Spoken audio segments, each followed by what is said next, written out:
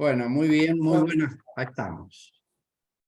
Muy buenas tardes a todos, a todas, a todes. Bueno, estamos en el quinto ciclo, ciclo que tiene que ver con capitalismo y pueblos originarios, un debate civilizatorio.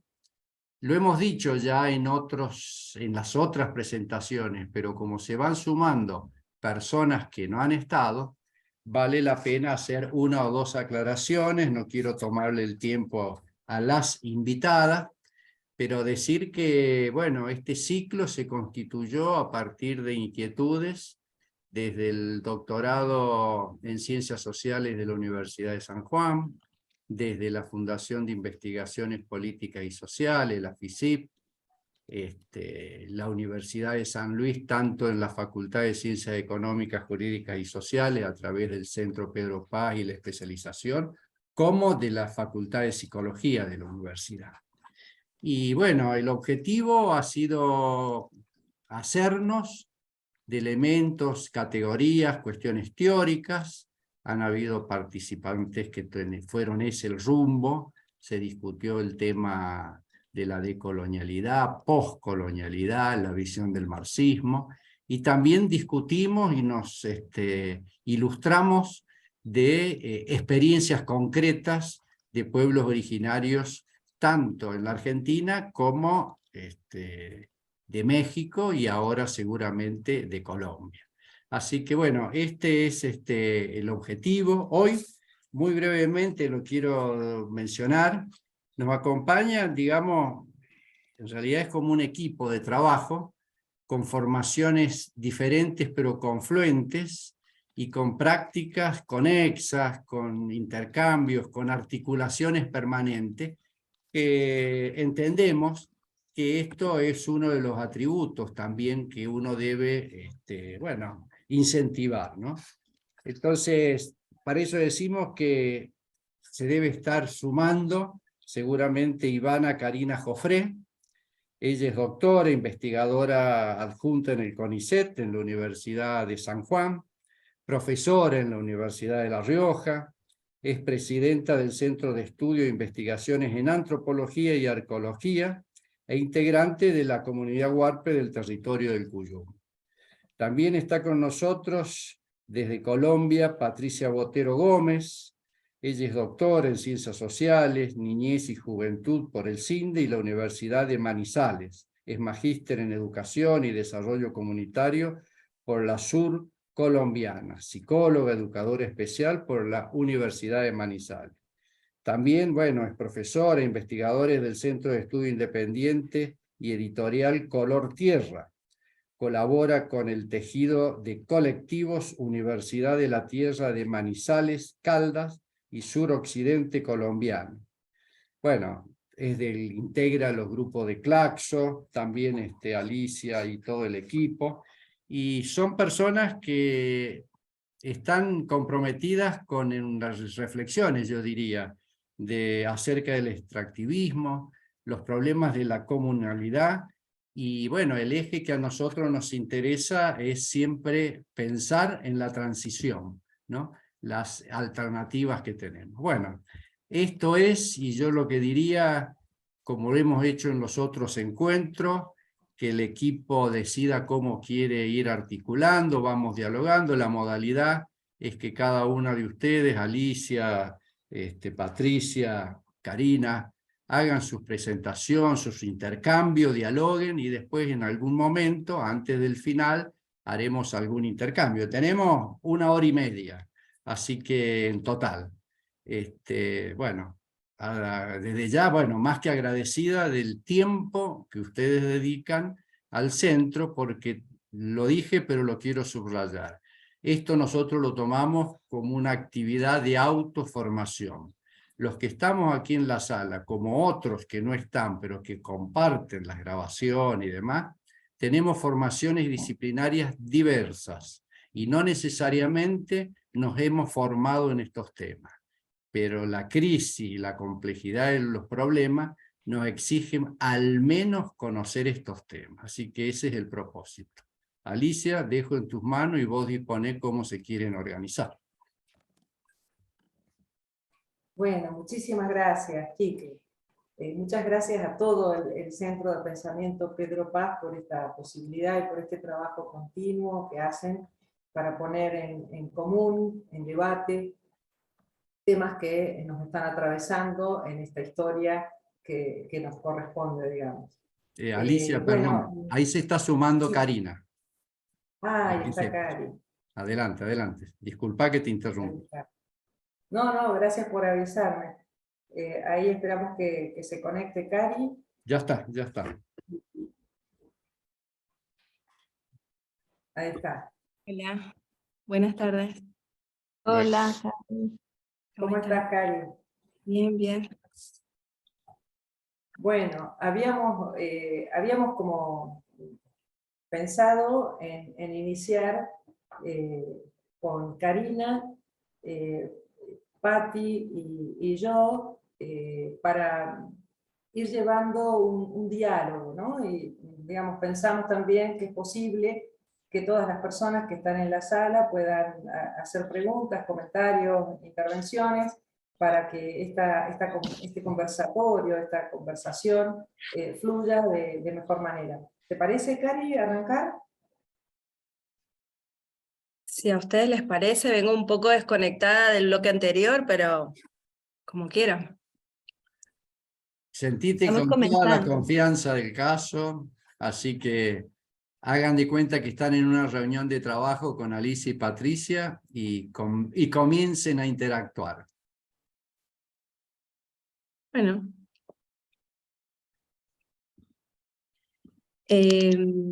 No sé si ya hicieron las presentaciones, yo entré tarde, empiezo directamente. Bueno,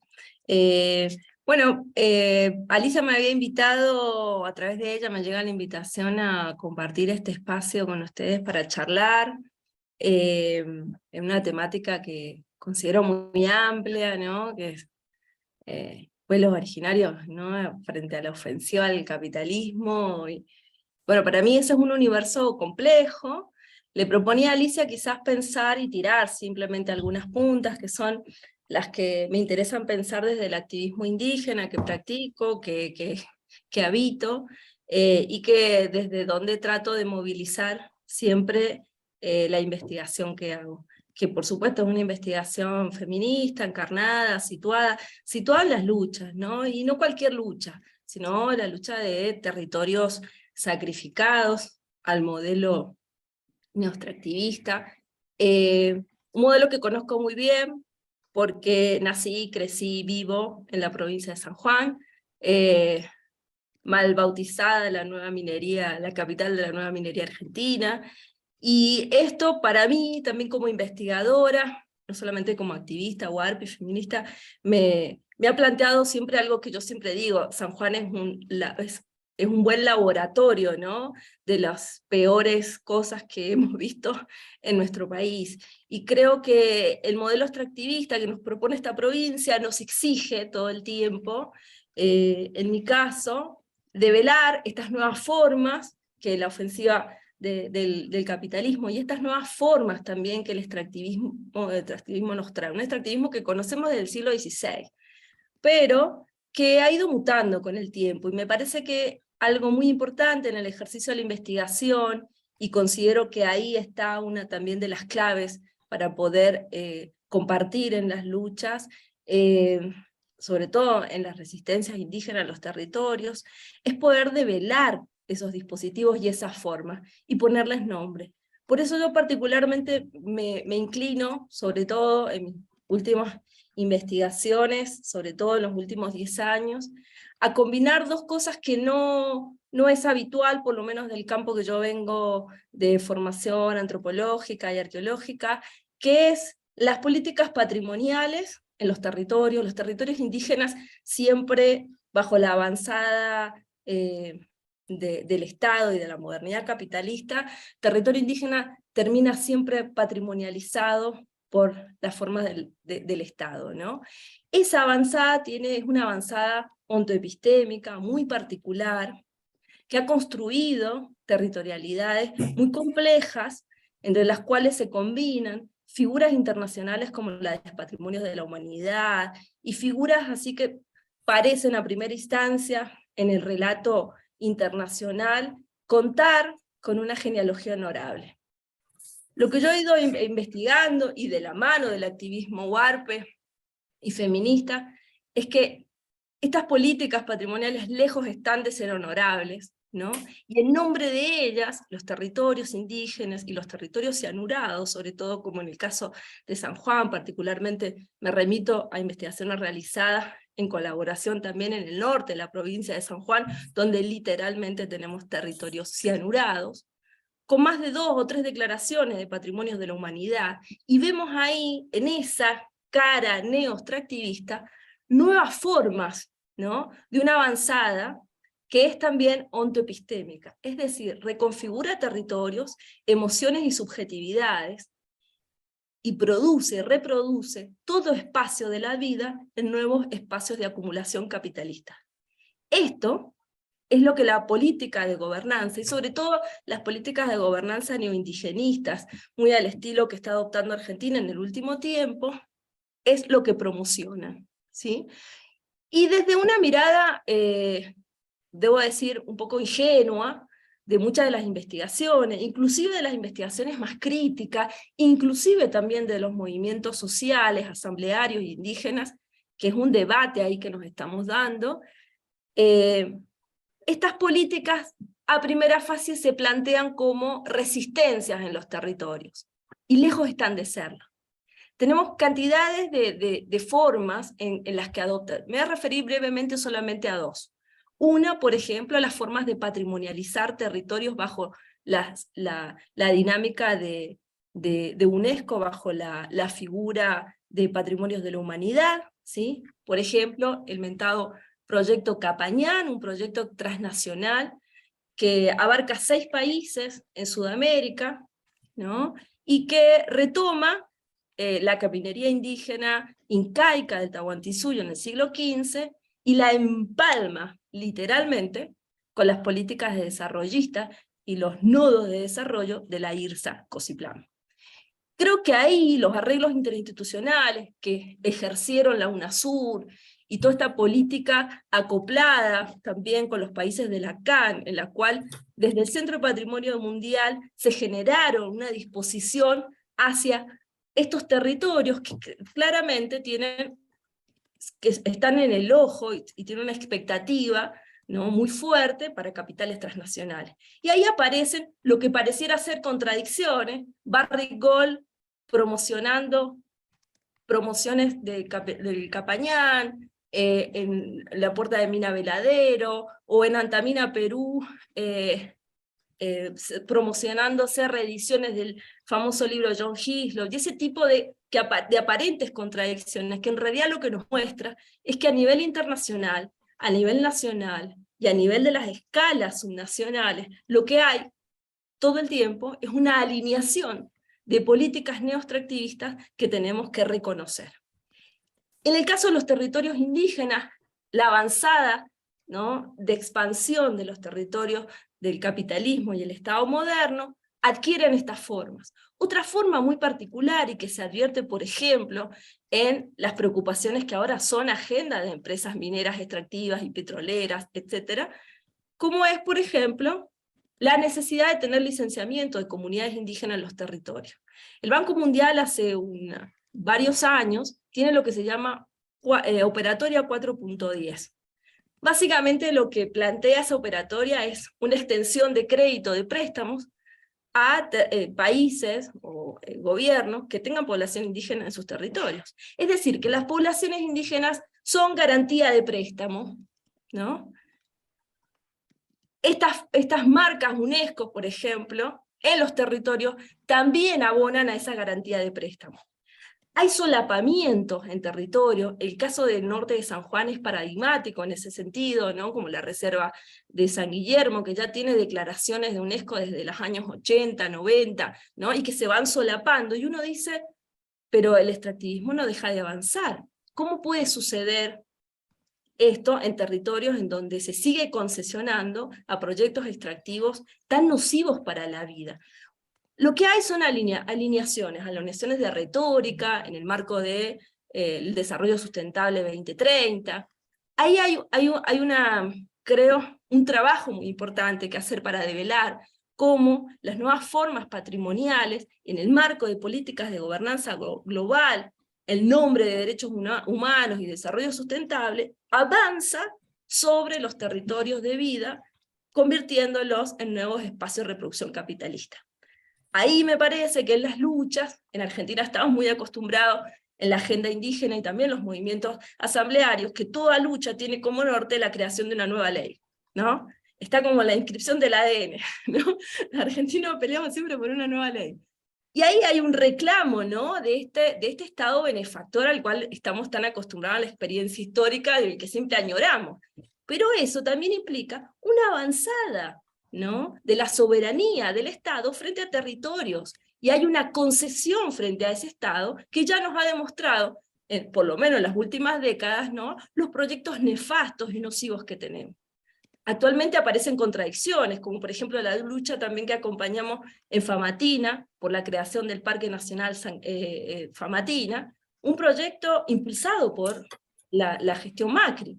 Y uno podría decir, bueno, pero ¿por qué tenemos que estar en contra de que el Estado proteja un propio cerro? Cuando uno historiza un poco, no solamente la historia de parques nacionales, desde su creación, su política norteamericana reproducida en el continente, y los efectos también de la avanzada, la expansión capitalista en los territorios, entendemos que aquí hay una necesidad de quitar autonomía a los pueblos. Creo que estas formas veladas de avance estatal, capitalista, neocolonial, son las que tenemos que develar, empezar a poner nombre, y particularmente lo que me interesa también para aportar y contribuir a las luchas indígenas en los territorios. Bueno, dejo hasta ahí y bueno, tiro ahí como una interpelación a ver cómo Patricia y Alisa recogen. Muchas gracias.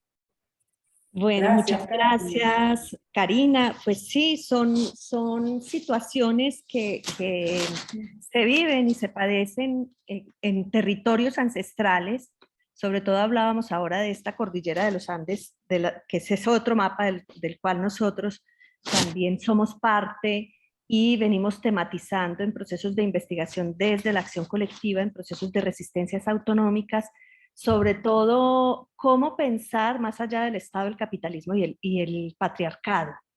Cómo traer lo político que tematizan las luchas de los pueblos, pero luchas autonómicas. Es decir, más allá del presupuesto, de las entidades, de las ONGs, más allá del asunto del reconocimiento estatalizado, inclusive más centrado en el autorreconocimiento de los pueblos, de sus luchas, de voces milenarias, que son esos nuevos nacimientos milenarios para el presente. Nuestro afán en el Centro de Estudios Independientes Color Tierra, que inclusive son las mismas comunidades, específicamente desde donde me tejo y me tejen, que son procesos, sobre todo el movimiento afro, campaña hacia otro Pacífico posible, la transicionada y este tejido de colectivos aquí en Bioterritorio Cumanday, que es un volcán mal llamado el Nevado del Ruiz. Nevado del Ruiz era el dueño de la finca, era ese nombre de ese nevado. Nosotros hablamos de Bioterritorio Cumanday. ¿Cómo nos pensamos en bioterritorios? ¿Cómo pensamos más allá de las prácticas neoextractivistas, inclusive de estas guerras mediáticas que muchas veces con una moral decorosa, muy bien presentada, como estaba planteando Karina, venden un tipo, hacen una promesa, digamos, de derechos, siempre pensando y estar supeditadas, digamos, a esa mirada del Leviatán, a esa mirada de, que no deja de ser una mirada recolonizante, una mirada estatalizada, recolonizante, cuando seguimos pensando la transformación del mundo allá arriba. ¿Cómo pensamos esas transformaciones del mundo que están sucediendo ya ahorita mismo desde luchas milenarias y que se han denominado esas luchas de las reexistencias? Como cuando hablamos de teorías socioterritoriales en movimiento para el movimiento de las teorías. También un afán nuestro en el trabajo que hemos venido haciendo con Ali, bueno, y distintos procesos también tratando de permear una academia al servicio también de esas miradas que lo capitalizan todo. Todo lo están capitalizando, inclusive desde el capitalismo simbólico, acumuladores de capitalismo simbólico, de hablar por, en nombre de, y muchas veces teorías, por ejemplo, que se hablan teorías del sur, sin pueblos, teorías sin pueblos y sin gente, o sin territorios. Entonces, ¿cómo hacemos parte, nos enraizamos con estas propuestas también como académicos, que estamos al servicio de quién investigas? Preguntan, por ejemplo, las mujeres en territorios del Pacífico y en territorios en el Valle Geográfico del Río Cauca. ¿Al servicio de quién están estos procesos de investigación? ¿De la multinacional, de la ONG, del puntito de la academia, o al servicio de estas praxis transformadoras que implican una crítica, pero no meramente una crítica, sino una crítica de transformación, pero qué marcos de referencia tienes en eso que estás pensando como transformación? Esa ontología dualista, esa ontología de salvar aminorando, que también muchas veces es la estrategia de entrar al territorio con promesas, de entrar al territorio con ofertas de trabajo, de empleo no es lo mismo que trabajo, tematizan también las comunidades, y cómo lograr avanzar en formas no meramente, digamos, de esa crítica nihilista al Estado, sino cómo hacemos una crítica transformadora pensándonos desde esas democracias, de esas democracias comunales, en plural. No la democracia al servicio de la concesión de territorios, al servicio de la concesión con papeles del despojo de muchas políticas, pero políticas, tenemos aquí no sé cuántas sentencias ganadas con el Estado, pero sentencias pues que servirán para mantener en el escritorio, porque no se hacen efectivas, digamos, esas resonancias radicalmente desde esas miradas, inclusive ahora en un gobierno que en este momento trata de, y que viene de las izquierdas, viene inclusive del ubuntuismo, la política de Francia Márquez que viene del ubuntuismo, que viene del movimiento, que viene de los pueblos. Una niña que salvó un río, por ejemplo, cuando impidió que se desviara el río Bejas. Una mujer que levantó la marcha en territorios ancestrales, mujeres en defensa de la vida y los territorios ancestrales. ¿Cómo aparece allí en una propuesta en donde decimos desde distintas tejidos afrodiaspóricos en movimiento, y es no meramente es un asunto de tomarse el poder, también como lo dicen los zapatistas, cómo transformar ese poder y entender que ese poder no necesariamente y siempre es el poder de dominación, sino también hay poder creador. Cómo desde ese poder creador, que implica ya ni siquiera pensar desde las estructuras, sino cómo desestructuramos esas formas que siguen pensando el mundo en grandes escalas, inclusive proponiendo frente al extractivismo, pues alternativas que siguen siendo funcionales al capitalismo del despojo. Entonces, pensarnos en esta cuestión de territorios como territorios de vida y esperanza, como políticas de vida y esperanza frente a una necropolítica, como estas luchas que han sido milenarias, que también han estado permeadas por dentro, muchas veces inclusive, como nos dice Franz Fanon, o como nos lo plantean también académicos en la India, ya no necesitas que vengan con tanquetas a dominarte, ya tú quieres ese desarrollo, y nos convertimos en obreros fieles a esa mirada de mundo. Entonces es como de las preguntas que me parece importante para pasarle la madejita a Ali, es, bueno, ¿cuáles son esas políticas de la esperanza, esas democracias comunales que nos permiten tejer esos territorios del agua, esos territorios de vida, que nos permiten en última respirar frente a ese colapso mediático, a ese colapso del capitalismo, a ese colapso de las soluciones, se supone transformadoras, pero que siguen siendo el marco de referencia del mundo desarrollista? Paso ahí la madejita. Bueno, gracias compañeras, qué lindo escucharlas, Qué interesante. Igual tu pregunta la vamos a dejar abierta, Patti, para continuar la intervención. Bueno, en realidad yo quería referirme a estas lógicas, como bien dijo Karina, que necesitamos develar, que necesitamos poner,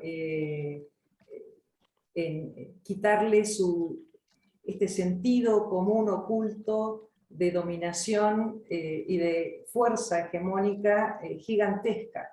Digamos, creo, Quique decía al comienzo que el pensamiento dominante también tiene un pensamiento crítico y se va reordenando y reorganizando continuamente.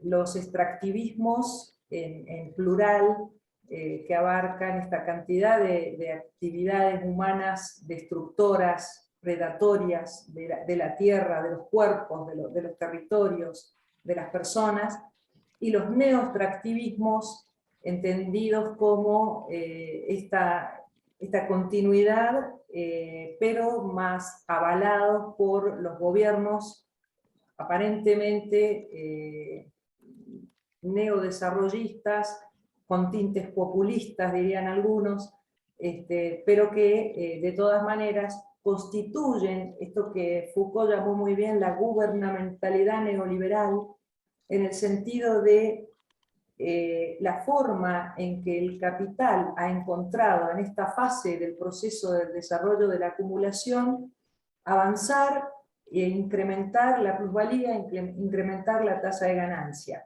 Acá voy a hacer como un pie de página, digamos, porque hay grandes debates respecto de con qué categorías nosotros estamos conociendo, desde dónde conocemos, cómo es el mundo que conocemos, y las categorías conceptuales que utilizamos para eso son vitales, de hecho nos condicionan absolutamente en la visión, en la mirada que tenemos del mundo.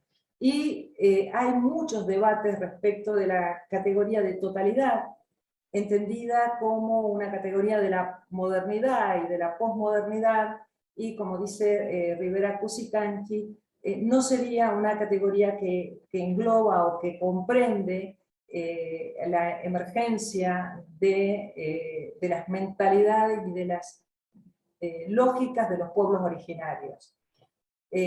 Yo quisiera señalar que la idea de totalidad tiene una vigencia enorme cuando pensamos en la economía mundo y cuando pensamos en las lógicas de este modo particular de producción que es el capitalismo, que tiene en el centro de su sentido la explotación.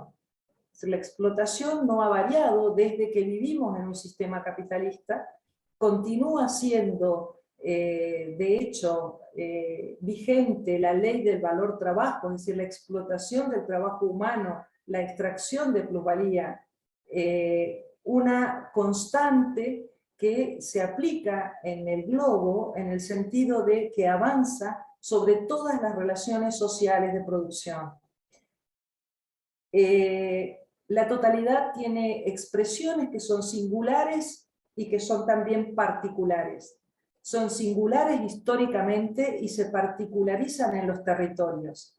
Karina señalaba esta idea de que San Juan es realmente un laboratorio, en el peor sentido, de cómo estas corporaciones transnacionales están literalmente destruyendo nuestra cordillera de los Andes, explotando por cada tonelada de tierra que explotan, de las montañas sacan 1 gramo de oro, de un metal que según algunos entendidos ni siquiera haría falta, porque con el oro que ya existe para la producción industrial y para los usos que tiene el oro ya es suficiente. En realidad es una explotación completamente vinculada con la especulación financiera y absolutamente alejada de las necesidades humanas, ¿no? Entonces, en ese sentido, esta lógica, estos neoextractivismos que nos convierten en territorio de saqueo y que convierten a sus poblaciones poco más que esclavos, ¿no? Y que de alguna manera nos obligan a pensar en las transiciones, y en transiciones hacia formas no capitalistas, hacia otras formas de vincularnos con la naturaleza y entre las personas, maneras que no incluyan la explotación y que recuperen la cooperación y que recuperen, como señalaba también Patti, estos saberes ancestrales que en su cosmovisión, en su lógica de pensamiento, se sentían y se sienten y saben que somos parte de la naturaleza, que la naturaleza no es un recurso que está allí para nosotros, sino que en todo caso necesariamente debemos convivir y devolver con todas las formas de vida con las que nos toca desenvolvernos en este planeta y en este tiempo. En esta dirección y en algunos procesos de investigación que estuvimos haciendo en la provincia de San Juan, identificamos algunas cooperativas, algunos grupos que intentan ya no tanto resistir, sino, como bien decía Enrique de la Garza Toledo, reexistir, ¿no? Tener una propuesta de existencia que transforme valorativamente, éticamente, la cosmovisión, y que, por supuesto, desde estas acciones pequeñitas se va contribuyendo a esta transición a un mundo postcapitalista. En el seno del capitalismo, las lógicas y las políticas públicas y los estados y estas democracias, estas débiles democracias, están reproduciendo esta estructura global, dominante, donde somos gobernados por unas 200 megacorporaciones a escala planetaria.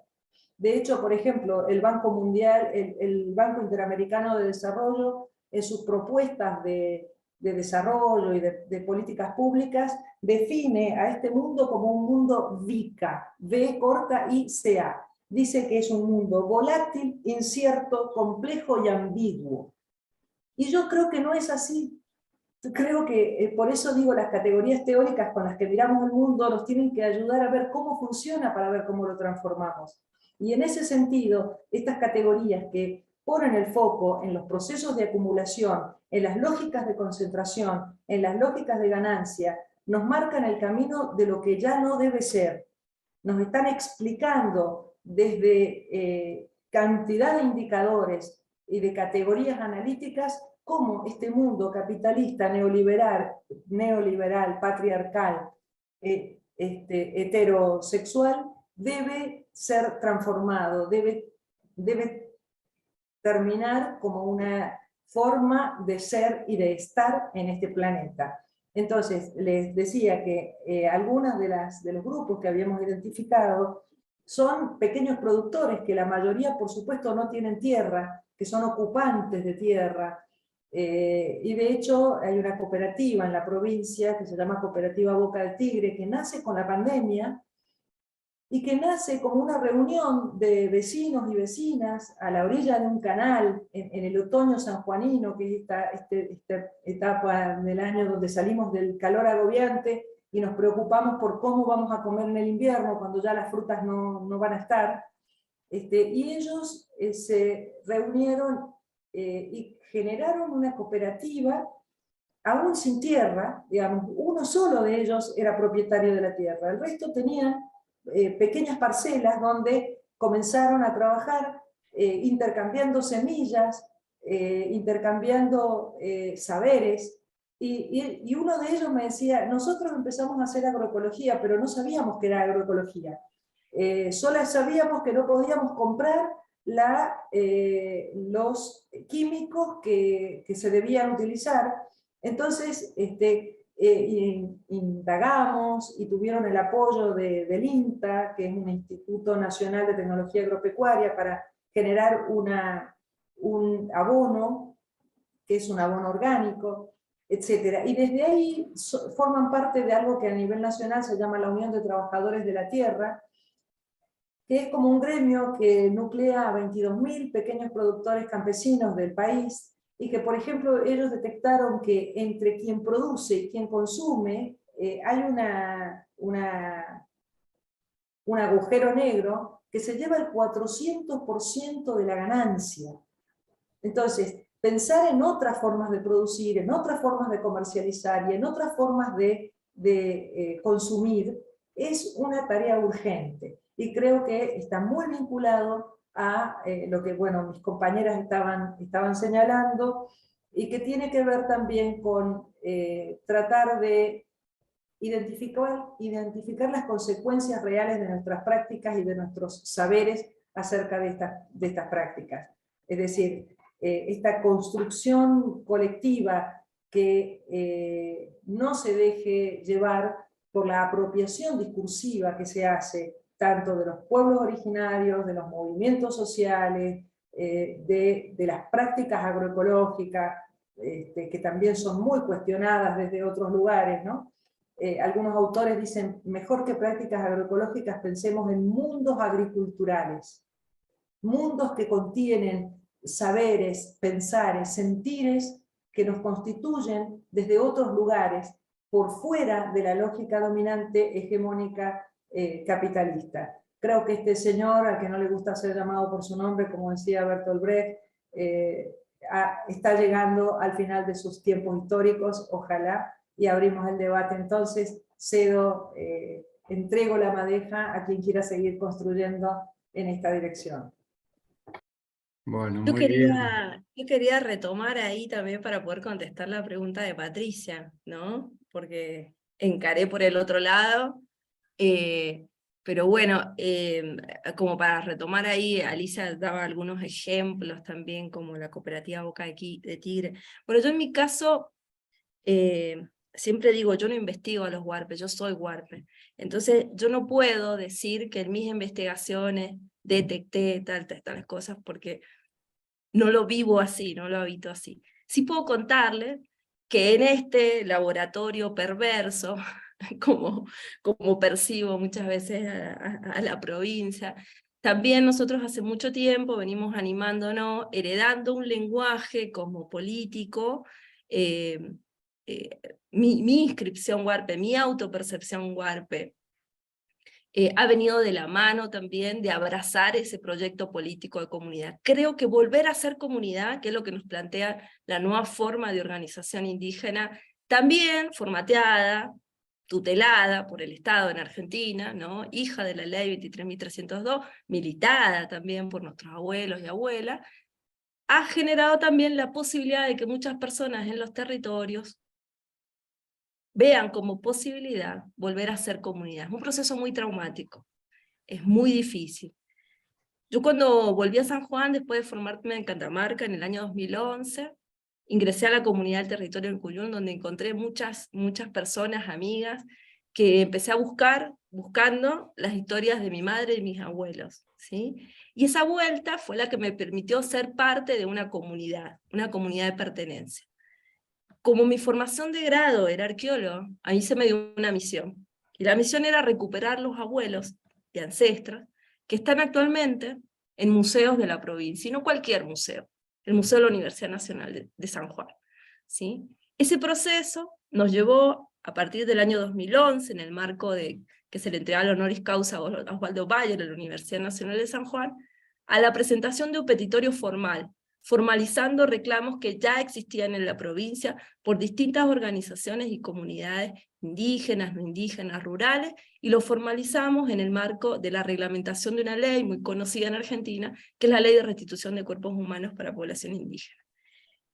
Eso generó un debate muy fuerte en la universidad, nos llevamos 11 años en ese debate, aún los cuerpos no pueden ser restituidos, el debate ha sido campal, hemos conocido también hacia adentro la perversidad que habita la institucionalidad académica y sobre todo de una universidad tan, digamos, tan colonizada y también tan vapuleada, ¿no? Esta falta también de reconocimiento de derechos y demás. Logramos hitos históricos, no logramos todavía restituir nuestros abuelos a los territorios. Esto nos empezó a permitir pensar cómo unir en la práctica de nuestra propia lucha territorios vapuleados, despojados, con el territorio del cuerpo de nuestros abuelos. Nos estamos enfrentando a cuerpos que, digamos, a una demanda, planteamos una demanda por cuerpos de más de 3000 años. Lo que buscamos ahí es recomponer un territorio de lucha en el cual la ancestralidad se convierta en una convocatoria política para pensar el territorio de ancestría como un lugar posible y potencialmente político para poder desestructurar estas formas del lenguaje que decimos. Ahora dicho eso, esta batalla que para nosotros es muy importante ha generado también la creación del Consejo Asesor Indígena. La Universidad de San Juan es la única en el país, y me animo a decir en los países del sur, que a nivel universitario tiene un Consejo Asesor Indígena que asesora directamente a las autoridades máximas. Y esa lucha la logramos a partir de imaginar que era posible demandar a una universidad como esta, ¿no?, plantearse la impugnación de prácticas expropiatorias, extractivistas en los territorios, prácticas académicas que tienen una estrecha vinculación con la apertura de estas nuevas formas extractivistas. Literalmente nuestros cuerpos de nuestros abuelos, ancestros, y abuelos tampoco no tan lejanos, se abren paso al desarrollo en los territorios. La aparición de cuerpos humanos por el avance extractivo en San Juan no tiene números. Hoy estamos tratando de crear una agenda de lucha para poder ponerle un número a esa ignominia. Esa lucha a nosotros nos ha permitido también reimaginar un lenguaje para poder impugnar estas cuestiones. Me parece también importante eso, marcar que para nosotros hay una agenda de lucha. En las investigaciones es muy difícil, siempre a mí me parece que el mayor de los problemas que las agendas de investigación tienen es que no saben acompañar. Imponen sus propias agendas y desconocen las agendas de los pueblos y comunidades. Acá, al construir agendas, ¿no?, reconocer lo valioso de entender que las poblaciones, por mayor o menor grado de organización que tengan, tienen sus propias agendas de lucha, y colaborar en la construcción de agendas comunes en la investigación es vital para no reproducir formas neocoloniales también en la investigación. Creo que este acompañamiento también y esta posibilidad de plantearnos frente a la universidad creó un consejo que nos permitió parlamentar. El pueblo huarpe no tiene un parlamento propio como lo tiene el mapuche. Intervenía también, y también se nos imponen ciertas veces las agendas de la universidad y del Estado, y en esa disyuntiva vamos caminando. Pero creo que también ese es un buen ejemplo también de cómo, ¿no?, también podemos ir abriendo caminos, y también, como decía Alice y Patricia, ¿no?, preguntarnos dónde es que esas comunidades también irrumpen, proponen nuevos proyectos de esperanza, ¿no? Para nosotros ese proyecto de esperanza, imaginar lo que nosotros hemos llamado contra el lenguaje restitutivo de la política indigenista argentina, nosotros en vez de hablar de restitución de cuerpo hablamos del regreso de nuestros ancestros al territorio. Bueno, quería contar esa experiencia nada más. Bueno, muy bien, gracias Karina. Bueno, mientras Gracias, sigue... Cari. Perdón un minuto. Sí, quiero, adelante, seguí, decirle a por Cari, favor. y es cierto que el interrogante de Patti quedó ahí un poquito diluido, pero sé que ahora lo va a recuperar ella. A mí me parece, es decir, hablo desde donde soy, Cari. Yo también soy huarpe, supongo. Creo que todos y todas y todes tenemos ancestros de los pueblos originarios, aunque tengamos colonizada por ahí la cabeza. Y también me parece muy lindo poder dialogar los distintos saberes y las distintas formas de comprender y de mirar el mundo, porque en la medida en que sumamos, y sumamos por supuesto, yo me formé en la academia igual que la mayor parte de las personas que están acá, y recibí toda la colonialidad del saber poder que ahora trato de no reproducir, Pero me parece que también es importante reconocer que desde un lugar de humildad, la pretensión es aportar claridad a los procesos para poder transformarlos, ¿no? Entonces, desde ahí hablo, y desde ahí me siento huarpe, porque soy tan sanjuanina como los huarpes, aunque por ahí haya mezcla en la sangre de otras gentes, ¿no?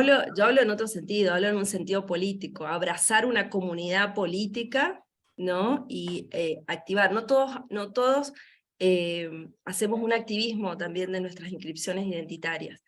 Y abrazar y nombrarse huarpe no es simplemente reconocer una ancestría con un abuelo, un pariente, es abrazar un proyecto político de comunidad. Y eso implica compromisos. Compromiso, y en mi caso yo diría también, propone agendas de lucha que no necesariamente son las que yo podría elegir o inventar o imponer, ¿no? Sino que ya vienen construidas en una larga historia. Esa es la diferencia. Hoy en San Juan existen más de 30 comunidades indígenas, y ser parte de las comunidades es una condición política, es también el aceptar una misión que se te da, el tomar parte de una participación política, como pueden ser muchas inscripciones políticas en espacios asamblearios, partidos políticos y demás. Y ahí, digamos, creo que ahí hay una diferencia. Acá está también una compañera, Laura Misetich, que la veo ahí. Laura también forma parte de la orgánica indígena en Córdoba, Camiaré Come Chingón, y me parece que este es un debate muy importante, ¿no? Porque ahí nosotros lo que buscamos es hacer una interpelación al salto político, ¿no? Y esto me parece también importante pensarlo desde la investigación, porque nos suele pasar cuando vamos con demandas a espacios de la legislatura de San Juan. Siempre la mitad de los diputados dice que son huarpes. Ahora, ¿por qué, si esta situación es así, nos cuesta tanto que la provincia reconozca el paquete mínimo de derechos para población indígena? Digo, ahí hay, digamos, una significatividad que tiene que ver con una inscripción política, que va mucho más allá de, ¿no?, de una relación biológica, parental, ¿no? Entonces, esa reconstrucción del territorio político de lo que hablaba tiene que ver con esa inscripción, ¿no? Y ese yo soy huarpe tiene que ver con una inscripción que es política, y que también no solamente al pueblo huarpe, sino a cada comunidad. Cada comunidad indígena tiene su territorio de inscripción política, y hay disputas muy, muy fuertes. Muchos de los territorios, habitados también por muchas comunidades y demás, forman parte de la dinámica neoindigenista extractivista de la provincia. Tenemos nuestras disputas, nuestras diferencias también, de cómo vincularnos con el Estado, ¿no? Entonces, yo me refería un poco más a esa relación.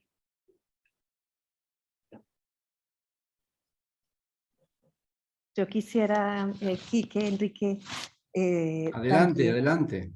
tejer como Sigan lo que vienen tejiendo. comentando Ali y Después Karina. abrimos un intercambio, pero vayan Sí, ustedes pero como tranquilos. tratando de pensar en esas transiciones, hemos venido vinculando, generando la intersección entre academias y activismos, porque somos eso, no estamos del todo afuera, no estamos del todo adentro.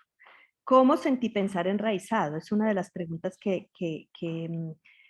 a mí particularmente me conmueven, y sobre todo desde la manera en que seguimos exotizando los pueblos étnicos. Muchas veces la gente habla, la gente lo retoma, la gente lo cita, pero hasta dónde logramos enraizarnos con esas posibilidades de esos nuevos nacimientos milenarios. El sentipensar enraizado hace referencia también no solamente a esa otredad radical como el que está afuera, sino en esa nosotredad. ¿Cómo pensamos en esa nosotredad? Cómo todos tenemos un lado subalterno y subalternativo. Desde allí es donde me parece que es importante que podamos, porque muchas veces la dificultad entre procesos es movimientos, por ejemplo, que en su lucha ensimismada no dialoga con otras luchas.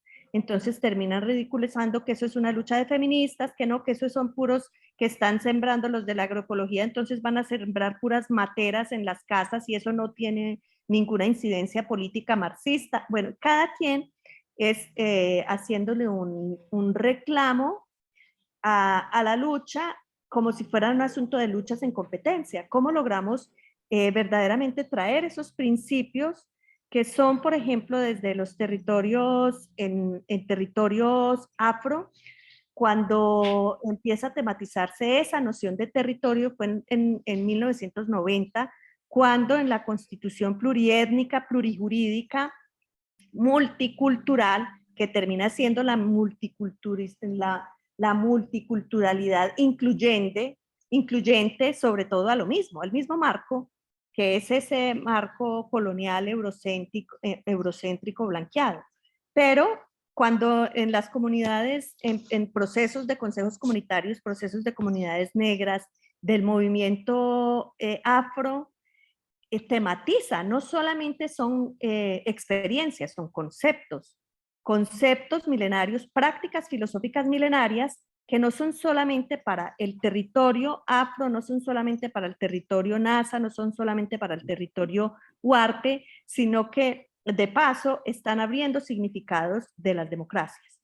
Y es desde allí donde me parece que es muy importante que pensemos las transiciones y que posibilitemos esos diálogos, más que diálogos, cuando hablamos de conversar, versar con, no es pensar en el asunto del cosmopolitismo, también eurocéntrico, sino cómo nos pensamos en eso que nos ha habitado milenariamente de ancestros humanos y más que humanos. Cómo nos enraizamos allí y somos parte de esas luchas y trayendo estos principios, sobre todo el territorio. ¿En dónde están los espíritus en ese mapa? Dicen en territorio de los ríos. ¿En dónde están los espíritus de ese mapa? Entonces es cómo es el espíritu de los territorios que logran animar, dar vida, pero no solamente para los pueblos allá con los rituales etnizados, sino cómo nosotros estamos reencarnando y rehabitando, recordando, en serio, volviendo a pasar por esas corrazonadas. Entonces ya no es la crítica de la racionalización en donde la montaña deja de ser montaña, en la ontología heideggeriana que hace toda la crítica a la imagen del mundo, cómo son estas ontologías relacionales, llamémoslos esas teorías de los pasos que nos posibilitan en la academia. Nosotros aquí hemos tomado un lugarcito de transgresión que se llama el postdoc, y aquí estamos tejiendo una urdimbre que es un postdoc. El postdoc pues no le conduce a títulos a nadie en el asunto de las academias, pero el postdoc se supone que es la investigación más rigurosa, y lo que hacemos con esa investigación más rigurosa es juntarnos con sabedoras, pujadoras, matronas, mayores de comunidad, que muchas veces nosotros decimos, yo prefiero 1500 veces poder estar trabajando con comunidades que están allí diciendo este río no se negocia, el territorio no tiene precio, que con un PhD muchas veces que trae con mucha información, pero poco, o sea, mucho dato, pero poco sentipensar hacer. ¿Cuáles son esas transiciones que nos posibilitan descolonizar el Estado mismo? ¿Cómo descolonizamos ese Estado? ¿Cómo no despatriarcalizarnos? Implica es quitarnos de la cabeza del jefe, la jefa, de alguien que tenga que estar diciendo cómo es que tenemos, quién manda a quién. ¿Cómo desgubernamentalizamos? Como decía Ali, ¿cómo nos desgubernamentalizamos? ¿Cómo desinstitucionalizamos esas instituciones que mantienen su tufo, perdónenme lo digo de esa manera, pero que siguen con ese olfato recolonizante, muchas veces con buena intención, de salvar a minorando? No necesariamente se hace en el sentido, digamos, mucha gente llega con buenas intenciones, pero el gesto dominante pervive y vuelve y recoloniza. ¿Cuáles son esos pasos que nos están permitiendo, por ejemplo, desde el punto de vista de las pluriversidades, ese asunto de la pluriversidad es cómo las universidades nos están sacando el río del corazón, cómo las universidades, la gente que está pasando por las universidades muchas veces son comuneros que se han formado y terminaron vendiendo el territorio, terminaron vendiendo el río. Dicen en encuentros otras economías posibles para otros mundos posibles, cómo aparece allí denunciando, delatando, no por el hecho de que seas afrodescendiente, no porque tu piel sea negra quiere decir que traes la lucha ancestral, no porque seas mujer traes la lucha matrística. Cómo empezamos también a descolocar esos lugares que han venido trayendo como también el discurso alternativo, que se coopta nuevamente con palabras, pero que en la praxis filosófica milenaria, esa teoría de los pases me parece que es la que tiene que entrar a las universidades, a las pluriversidades en movimiento, y desde allí, por eso en estas hablamos de cómo empezamos a darle el autorreconocimiento al estatuto pluriversal del conocer, saber, poderes. No es el conocimiento, no es un asunto universal, somos tantos mundos y de esos mundos, ¿cómo bebemos esperanza de esos mundos? Y cada quien a su modo, a su ritmo, a su propio territorio, sabrá cómo lo aplica, lo replica, lo transforma, lo transfigura. Ahí es donde paso la medallita a toda la audiencia y que cuenten ustedes también esas experiencias que nos posibilitan seguir tejiendo esa ordimbre de esos gobiernos propios o de estas democracias comunales con tierra, territorios de vida. Entonces, Quique, te paso la madera. Muy bien, muchas gracias, Patricia. Bueno, en primer lugar, voy a leer algunos comentarios en el chat que me parece que son importantes. Nancy Echar comenta: iniciamos los encuentros con la categoría de totalidad de Marx expuesta por Gabriela Roffinelli, que nos está acompañando en este momento. Continúa diciendo: hoy Alicia retoma el concepto de totalidad desde el capitalismo. Nancy sigue reflexionando, dice: quedan conceptos importantes como reexistir, recuperar la cosmovisión para la transición. El proyecto político de comunidad lo vemos funcionando en lo expuesto por las compañeras de México. Esto tuvo lugar en el encuentro anterior.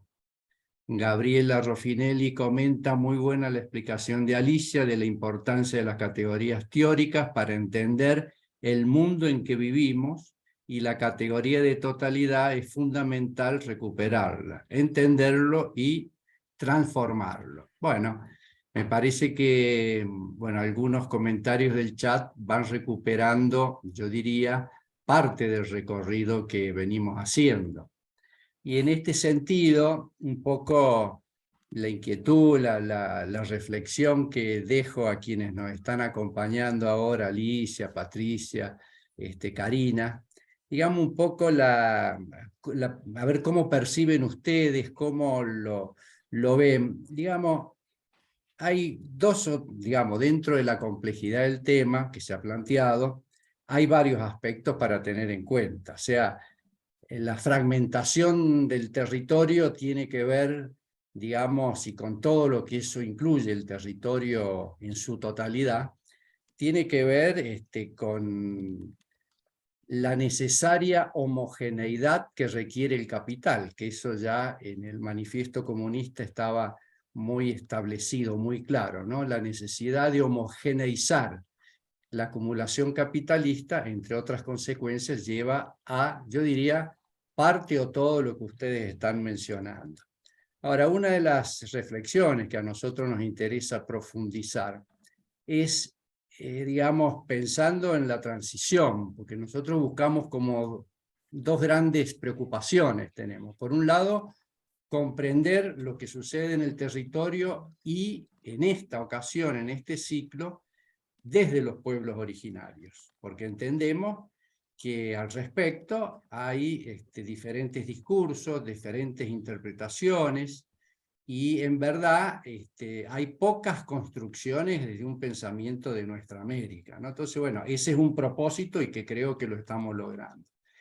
Pero el otro propósito es pensar en la transición, en el cambio, ¿no? O sea, entonces aquí un poco, si bien se ha mencionado, pero por ahí sería bueno si lo pueden seguir trabajando, es cómo imaginan ustedes la construcción del o los sujetos de cambio.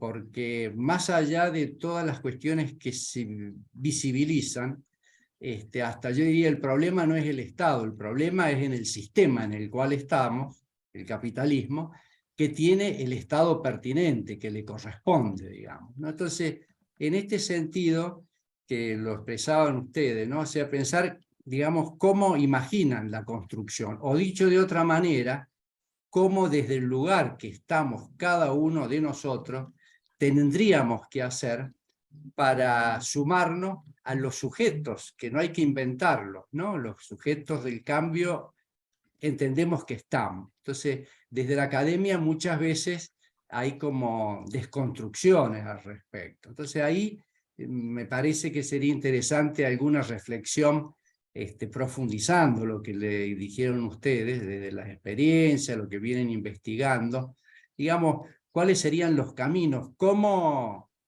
yo diría, hacer que la lucha indígena, además de revalorizar toda la cuestión que corresponde, histórica, etcétera, etcétera, cómo sumar a los otros sujetos para el cambio, porque me parece, también a modo bueno, de reflexión general, ¿no? El problema a discutir o traer el tema indígena es traer el problema de la propiedad privada. O sea, la modernidad se reconstruyó territorialmente a partir del establecimiento de un nuevo sistema de propiedad. Entonces, cuando se discute el tema de los pueblos originarios, más allá que se lo explicite o no, en el fondo la resistencia está puesta en el cuestionamiento a la propiedad, ¿no? Entonces, bueno, son muchas cosas, pero tal vez ustedes algunas reflexiones, algunos comentarios nos pueden ir sumando, más allá de algunos otros compañeras y compañeros que quieran después tomar la palabra. Hasta ahí. Chicas, no sé si quieren arranco. Cari, Pati. Estaba Hugo Morales levantando la mano hace rato. Sí, Bien. Bueno, adelante, Hugo. no, breve para sumar a la pregunta que comentaba Enrique, que esto, a mí digo, hay una frase de Sousa Santos que dice, estamos ante problemas modernos para los cuales no hay soluciones modernas, ¿no? Y algo creo que comentó, me parece, Patricia, del tema del poder, ¿no?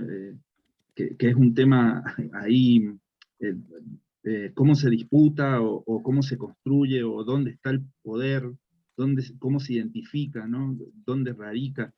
Y ella habló de los zapatistas y dijo, no el poder para la dominación, sino el poder para crear, ¿no? Un poder y a mí se me venía, hay un grupo de mujeres de Bolivia que se llama Mujeres Creando, que básicamente la disputa es un poco esto por el lenguaje, ¿no? Como esto que dice Silvia Rivera, las palabras no designan, sino que encubren, y la disputa por el lenguaje, no por las nuevas palabras, ahí el poder de la creación en estas otras narrativas.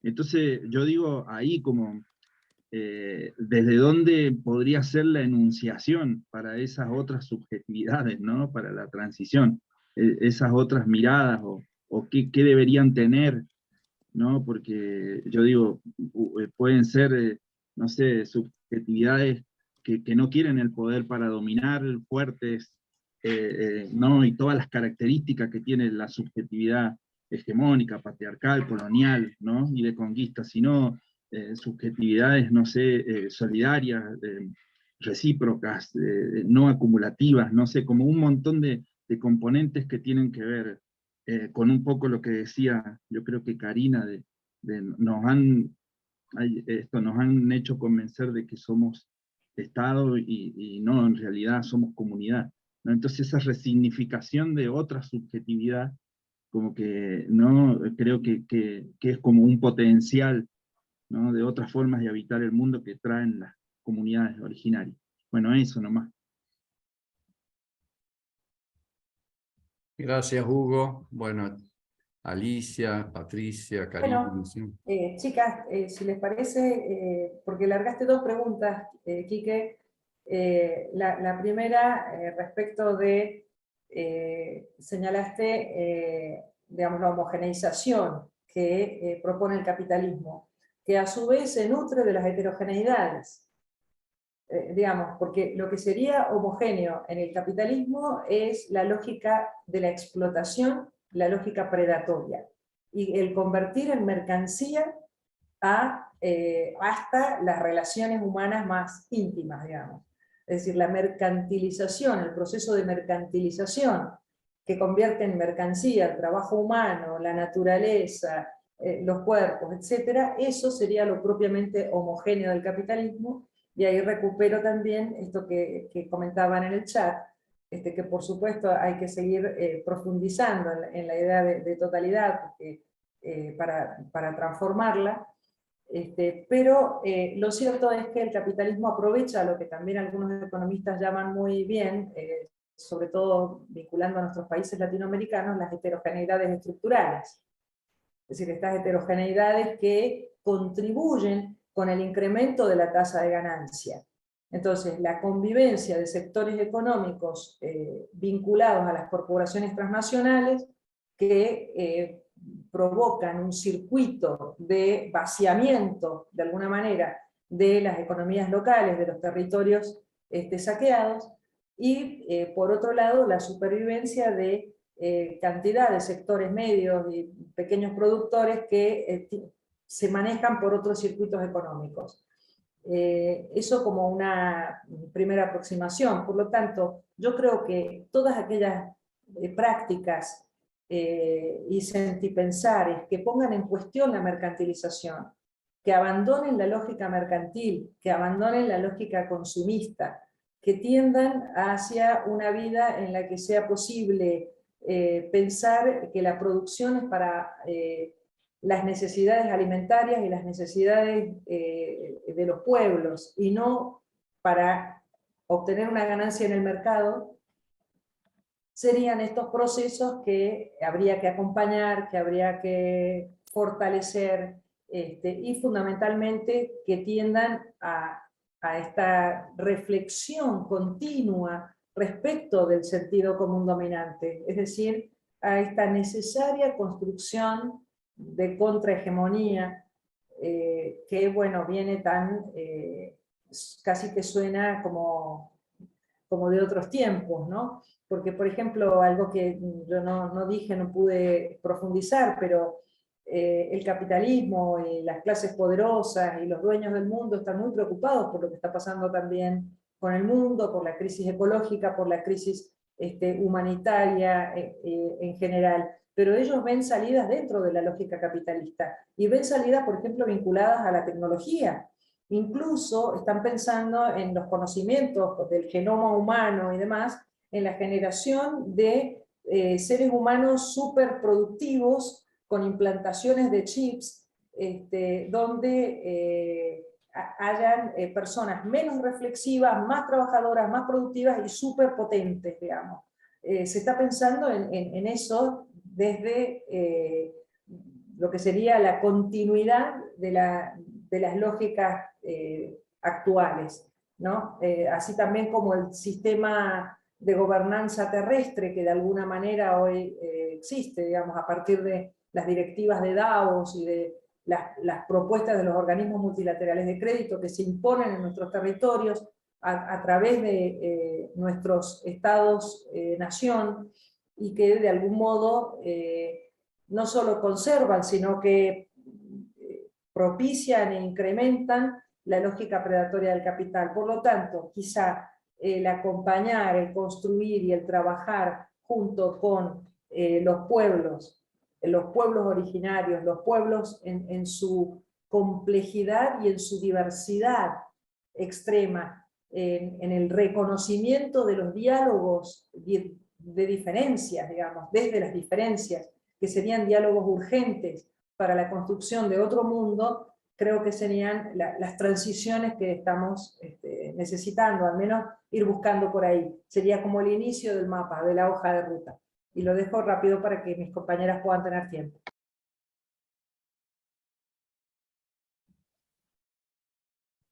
A mí me cuesta pensar en términos de la transición. Sé que, digamos, es la convocatoria, pero voy a provocar ahí para molestar, incomodar, que me encanta. Me parece que es parte de un lenguaje que en la agenda indígena, por lo menos en la que yo participo, no está como problemática. Para nosotros es un momento de morir y volver a nacer, ¿no? Y en otros pueblos también, esta es la lectura del Pachacuti. Para nosotros es morir para volver a nacer. Y estamos renaciendo un mundo que imaginamos como distinto. Yo hablé también como nosotros reimaginamos un mundo posible pensando que nuestros abuelos puedan volver a territorios que hoy están concesionados a 150 años por procedimientos mineros. Digo, esa es una manera de renacer, ¿no? No sé si quebrando el capitalismo, ni la modernidad patriarcal, extractivista, pero sí generando grietas. Creo que es una forma de renacer. No está en la agenda, por lo menos de la militancia indígena, del activismo indígena, pensar la transición. Eso aparece como parte, por ejemplo, de las reuniones de agenda que el Ministerio de Energía planteó cuando se consultó a nuestros líderes indígenas acerca de qué opinaban sobre la transición energética, ¿no? Y el debate del litio. Estos días el gobernador ayer mismo, una tapa del diario decía el gobernador de Jujuy, la Pachamama necesita litio, ¿no? Como para, o sea, fijémonos, ¿no? Como la tergiversación creo que esta idea de la transición energética, este nuevo mundo en donde parece que hay una preocupación, ¿no? Por las viejas formas de explotar el territorio y termina siendo una banalización tremenda. Hay un vaciamiento del lenguaje que es brutal. Coincido en eso con Patricia, que también hay que buscar una elaboración política que nos permita nacerle al capitalismo desde adentro para desbloquear también. Y creo que una de las cuestiones fundamentales para pensar otro renacer desde ahí, para quebrar la posibilidad o la imposibilidad de estar siendo en un mundo tan perverso, es también esto, tener una imaginación política y creativa. Creo que en las agendas indígenas eso está todo el tiempo. Nos develamos, no sé, desde las formas en presentar notas, expedientes o generar impacto. Eso está en el centro, y ahí hay una creatividad política en la que todo el tiempo nos estamos develando, ¿no? Para poder renacer de otra manera, a nuestra forma. Hay algo que es muy importante también dentro de las agendas indígenas, por lo menos acá en Argentina, que es la construcción de una autonomía. No tenemos autonomía, tenemos una política indigenista tutelada por el Estado, ¿no? Que tiene muchas limitaciones. Entonces, volver a ser comunidad, inscribirse en el Registro Nacional de Comunidad Indígena, implica también entrar bajo la tutela perversa del Estado y una forma de asistencialismo que también, digamos, es compleja. Entonces, rehabitar la comunidad en estas condiciones tan precarias, tan falta de autonomía, ¿no? Es también parte importante. Y ahí la imaginación creativa, la política. No sé si, digo, son pocos los debates, y digo, recuerdo algunos debates que hemos tenido en el último tiempo, y recuerdo de la consulta del Ministerio de Energía sobre la transición energética. Creo que ahí se planteó desde la agenda del Estado, pero no como una preocupación de adentro, no está como en el lenguaje. Por eso para mí no ha sido como una preocupación, ¿sí? Entonces me cuesta como pensarlo en esos términos, que traía esa provocación. Y algo que decías también, esto de, que no sé si lo entendí bien, pero que tenía que ver, y algo Patricia también había hablado, que es importante también, no solo interseccionar luchas, a mí me parece algo muy importante. En en nuestros territorios las luchas están fragmentadas. Las luchas están fragmentadas, entonces tenemos una diversidad de agenda, y esto tiene que ver también con la imposibilidad de poder ser comunidad, en donde lo colectivo como imaginación política de renacer en otra forma de comunalidad. No estoy pensando, no sé, en un expósito, ya que se tiraron tantos autores, yo no tiré ninguno, voy a tirar uno, aparece como una posibilidad.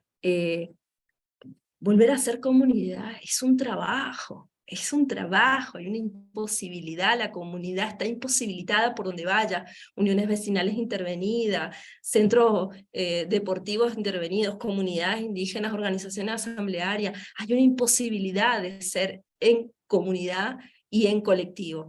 Y ahí hay unas cuestiones también ato con esto que tiraste de lo de la propiedad. Bueno, en la agenda política indígena en Argentina en los últimos 15 años, el tema central es la propiedad indígena comunitaria. Tema postergadísimo desde el año 94 de la reforma de la Constitución, ¿no? Pensar el territorio en términos de una propiedad colectiva al Estado le ha costado, ¿no? Y ahí tenemos esa ley parche que caduca cada 4 años, la emergencia territorial. Pero sin embargo, se están generando relevamientos territoriales, en donde se le da un título muy precario, que no es el título perfecto, a las comunidades, pero que por lo menos impide el desalojo. Eso sí, hay que ir a pelear con un juez que entienda que tienen que hacer un fallo para que eso no. Entonces, es como una lucha constante. Pero el tema, yo plantearía en ese sentido que sí, que la propiedad y la disputa por la propiedad privada y demás, pero desde una mirada, de nuevo, pensando en otras formas de nacer también política, ontológica, epistémica y discursivamente, dentro de tanta desazón, renacer a otro mundo implica reimaginarlo. Y para mí reimaginarlo es también pelear todo el tiempo por querer ser comunidad. Y esto también lo podemos llevar al ámbito de la investigación, de la universidad, donde vemos prácticas tan fragmentarias, ¿no? tan nocivas, tan individualistas, tan competitivas. Creo que ese es uno de los mayores desafíos. Cada cosa pequeña que se emprende como comunidad, entender que somos comunidad de vida, cambia la perspectiva de la vida, ¿no? Cambia la perspectiva frente al consumismo, cambia la perspectiva frente a, no sé, hasta hechos cotidianos interpersonales de pareja, de amistad, ¿no? Ahí creo que es el desafío más grande de renacerle a este mundo, ¿no? Construyendo otra posibilidad de ser en comunidad. A mí me parece que si pudiéramos pensar eso en términos de transición, creo que la transición podría venir por ahí. Muy bien, Karina, muchas gracias. Bueno, aquí está pidiendo la palabra Nilti desde México y estamos un poco justo con el horario. Entonces yo lo que les propongo es escuchar a Nilti, después que ella hable, bueno, alguna de ustedes, Patricia, Alicia, Karina, algunos minutos si quieren hacer un cierre, y ya después le voy a ceder la palabra a Hugo Adrián para que, bueno, vayamos finalizando este gran ciclo que se ha ido construyendo. Nilti, adelante, desde el sur mexicano. Gracias, Enrique. Yo solo quiero comentarles que lo que ustedes dicen, las tres, me hace mucho sentido. Yo soy del Istmo de Tehuantepec, de un pueblo originario que es el pueblo Vinizá, pero en todo el Istmo hay pueblos originarios. Y también lo que hay, pues, es el proyecto del corredor interoceánico, que no es más que la continuidad del Plan Puebla-Panamá, que no es más que la misma continuidad del IRSA, ¿no? Y es muy interesante lo que estaban planteando. Lo que hizo este gobierno cuando entró, lo primero que hizo fue justo hacer consultas, que le llamaron consultas indígenas, pero que nada tenía que ver con los procedimientos que se establecen, ¿no? En el convenio de 169, sino que al contrario, fue un instrumento que se utilizó para legitimar estos proyectos y que se hizo de manera expresa. Entonces, por eso en México se está hablando justo de lo que es la llegada al neoindigenismo por estas políticas en donde comienzan a captar a sectores y líderes indígenas, pensadoras, pensadores, intelectuales, para unirlos a este gobierno para darles continuidad. Pero, por ejemplo, en el caso del Istmo, como saben, los megaproyectos eólicos llegaron a partir de 2007 con Felipe Calderón, con un gobierno panista, que además hizo pactos con España para empezar a llenar todo esto de corredores eólicos, y que después se llenaron no solo de españoles, sino de franceses, de holandeses, de alemanes, etcétera. Y es muy interesante lo que está pasando entonces con este gobierno bajo este esquema que bien han llamado capitalismos nacionalistas, que algunos dicen que es el concepto obradorista del capitalismo, pero en realidad no es más que un modelo que se empieza a gestar y que empieza a permear en diferentes países, en donde, bueno, en la actualidad, no hace mucho, el secretario de Energía lo que decía era, bueno, sí, tenemos una gran oportunidad, porque ante la emergencia y la crisis energética de Europa y lo que está pasando en España con Iberdrola, que aquí tenemos a Iberdrola también, pues lo que podemos hacer es, como no pudimos quitarles, bueno, los parques eólicos que lo intentaron, volver a decir ya de ahora en adelante no pueden operar o van a operar pagando los impuestos que deben, pues hay una gran oportunidad porque quedan algunos cuadrantes que ahora nosotros como Comisión Federal de Electricidad podemos tener ya como nación para empezar a explotar, ¿no? Bajo este esquema de nuevo, de que es el Estado, bajo este esquema del capitalismo nacionalista, el que tiene que encargarse nuevamente pues de estos recursos para el bien de la nación.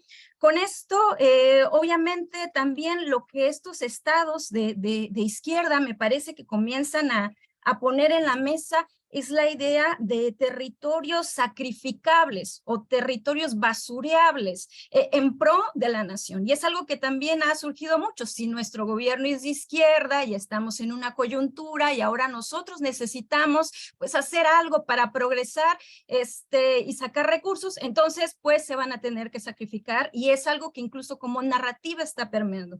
Y por eso alguna vez yo les comentaba, ahora entonces, como antes, no solo tenemos el discurso, la narrativa capitalista que es tan difícil de combatir en los pueblos, sino que también tenemos que combatir ahora la narrativa del gobierno de izquierda que lo hace todo por el bien de la nación. Entonces tenemos esas dos narrativas que además lo que ha hecho es desacreditar a las defensoras y a los defensores del territorio con el hecho de nombrarlos como de derecha, ¿no? Que resulta que todos persiguen intereses de derecha, y los que no persiguen intereses de derecha le hacen el juego a la derecha al querer ir en contra de estos proyectos.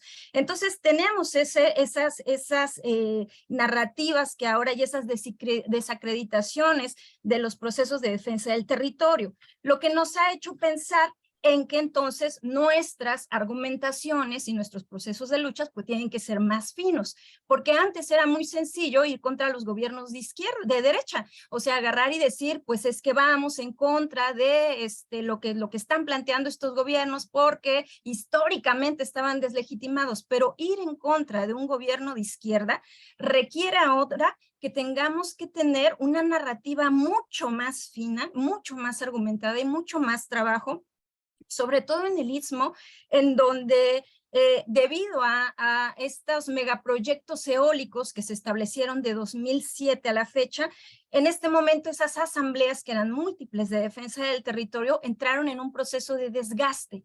Entonces llega ahora con tal legitimidad el corredor interoceánico y no hay cómo reorganizarse.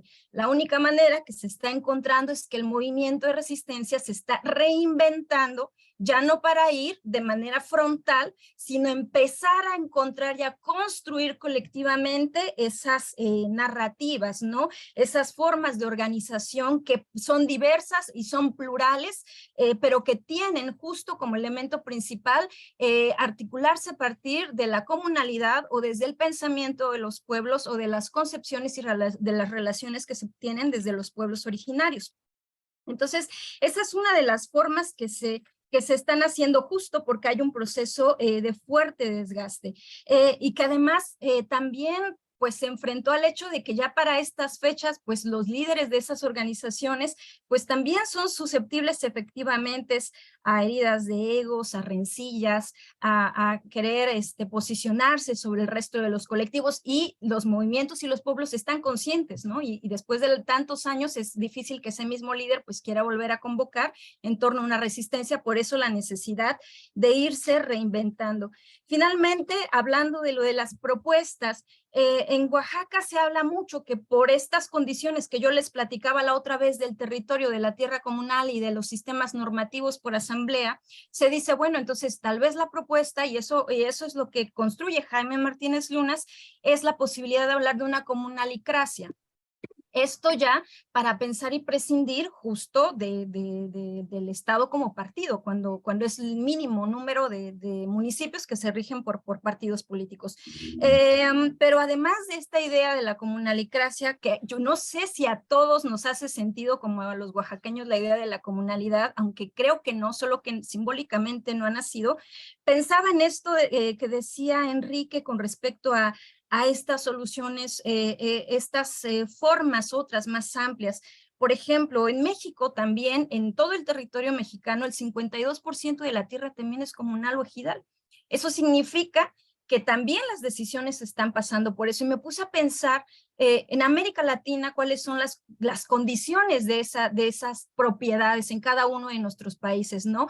Creo que también hay que pensar qué tanto, cómo está construida las propiedades colectivas y las propiedades privadas, cómo se han ido despojando históricamente, y entonces tal vez también así podríamos repensar la idea de minoría, si estas propuestas en realidad son minoritarias o no es más que una construcción simbólica de lo minoritario, ¿no?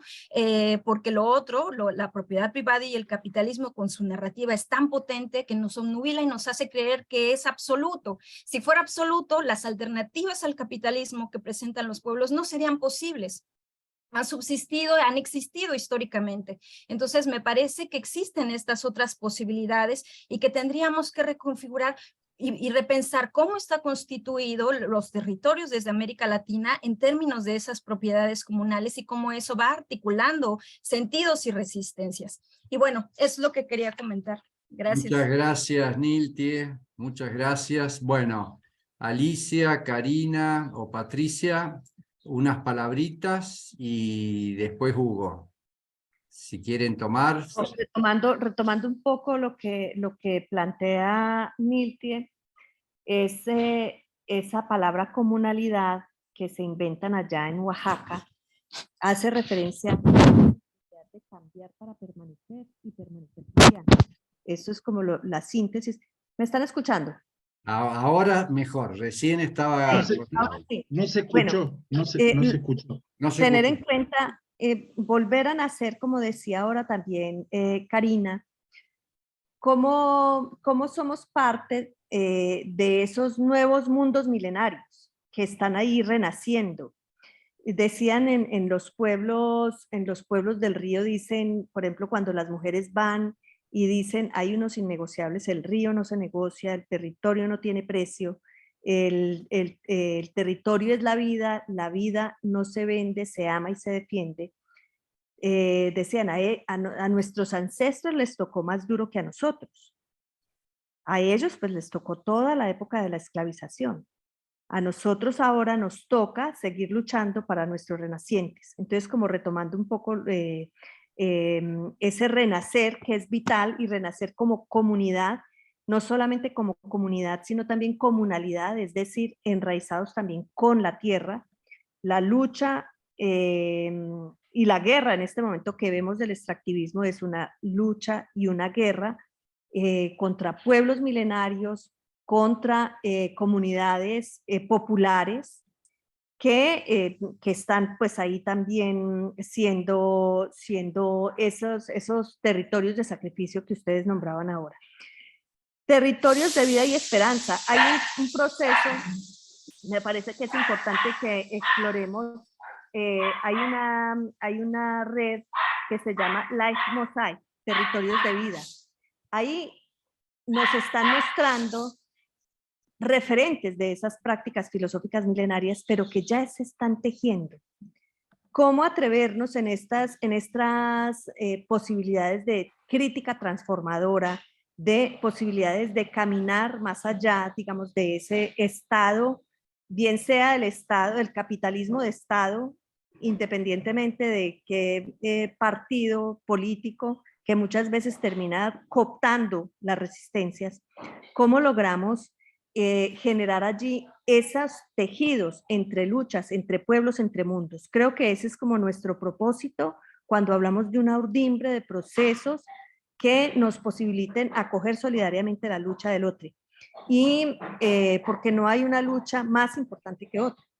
Todos tenemos esas luchas que inclusive en las universidades, en las maneras, los cánceres que estamos viviendo, las maneras que estamos compañeros, compañeras, enfermos de un capitalismo que se metió completamente, ya es la mentalidad capitalista en las mismas universidades, en las mismas formas de trabajo, en las mismas formas de competencia entre unos y otros. ¿Cómo lograr desenmascarar, desmantelar esas lógicas en esa subjetividad, pero que no es una subjetividad individual, que es una subjetividad colectiva? Aquí inclusive en la ley, desde cuando hablábamos de esta ley 70, donde se inventan, o más bien donde explicitan esa palabra de territorio es la vida, y territorio es el espacio para el ser. Sin territorio no tenemos la posibilidad de ese ejercicio de la autonomía, no tenemos la posibilidad de esa reparación de deudas históricas, que es parte también de nuestra tarea. ¿Cómo logramos traer estos referentes y hacer de todo este Aviala, de estas cordilleras, de estos otros mapas y estos mundos, también tejernos entre procesos? ¿Cómo salir también de la ficción del Estado-Nación y empezamos a ubicar esos tejidos entre pueblos y entre mundos que nos posibilitan ya no ser esas luchas micro aisladas, sino que son luchas de alternativas también a esas formas de globalización y creación de globalizaciones alternativas? Creo que ahí están muchas de las esperanzas que se están caminando en este momento y que es como la invitación para seguirnos encontrando y ser parte. Estos encuentros son parte también de una batalla que se da frente a una cómplice de esta mirada de la modernidad que es la misma universidad. Muchas gracias. Muchas Sí, gracias, entonces, Patricia. Muchas dale, gracias. muchas gracias. Hugo, adelante. Sí, no sé si Karina iba a decir algo. No. Ah, bien. Sí, bueno, yo como para cerrar, cuando pensamos en este ciclo, lo pensamos tal cual, yo digo, la sensación que tenemos, como no has abierto más preguntas que certezas, ¿no? Y yo creo que cuando pensamos en traer esta temática, porque en el Centro de Pensamiento Crítico no lo veníamos pensando, era traerlo en términos de no como clases magistrales, sino espacios de conversa, de diálogo, de autoformación, de conocer, de saber. Así que ese ha sido como un poco el sentido, ¿no?, que nos trajo por acá. Yo digo, desde el diálogo que comenzó con Gabriela Roffinelli, Ramón Sam, por las compañeras Ranqueles, por también las compañeras Huarpes y por todo lo que han venido pasando en los diferentes encuentros que hemos tenido. Entonces, a mí me queda, digo, a mí, que uno trabaja en la universidad, trabaja como docente, está ahí como en los procesos de formación, me parece que el primer ejercicio es de revisar nuestras propias categorías, ¿no?